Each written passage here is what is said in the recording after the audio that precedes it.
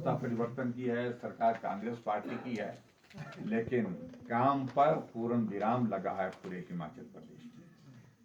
अब जिस छत के नीचे यहाँ पर खड़े हैं, 4 महीने का काम, 6 महीने का काम था ये, लेकिन 2.5 साल के बाद ये काम जहां था वहीं का वहीं रुका।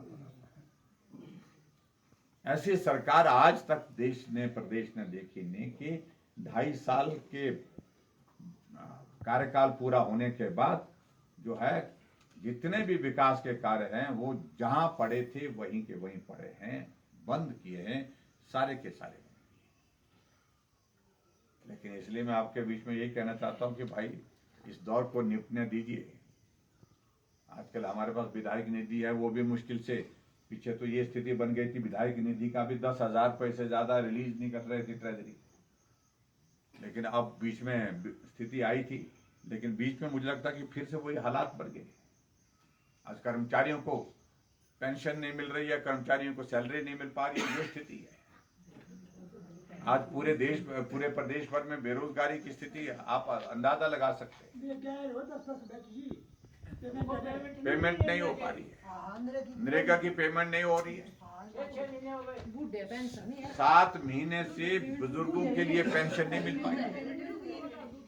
मेरे को कई बुजुर्ग लोग हमको फोन करते हैं कि पेंशन ना आई, पेंशन नहीं मिल पा रही।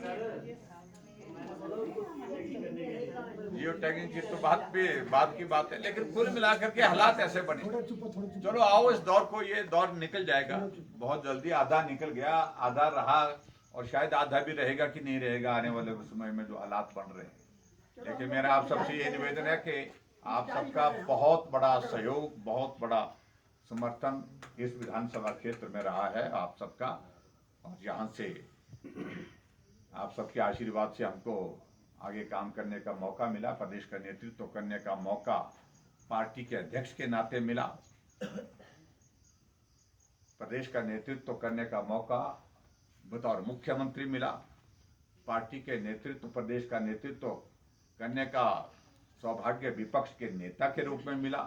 तो ये मुझे लगता है कि ये 3 चीजें आदमी की जिंदगी में होती जो प्रदेश में बहुत बड़ी होती हैं।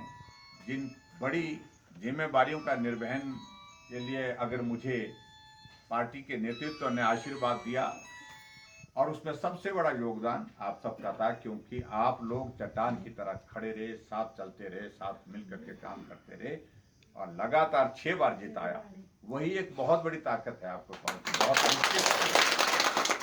तो आजकल तो ये होता है कि एक फेरे के बाद दूसरा फेरा बड़ा मुश्किल हो जाता है, लेकिन आप लोगों ने बहुत हिम्मत की, ना आप हटे ना हम हटे। चलो इस दौर को, संघर्ष के दौर को आगे भी हम चलाते रहेंगे, लेकिन फिर भी उसके बावजूद कुछ यहाँ 3 पंचायतें इस पंचायत की बनी है, पहले एक पंचायत होती थी।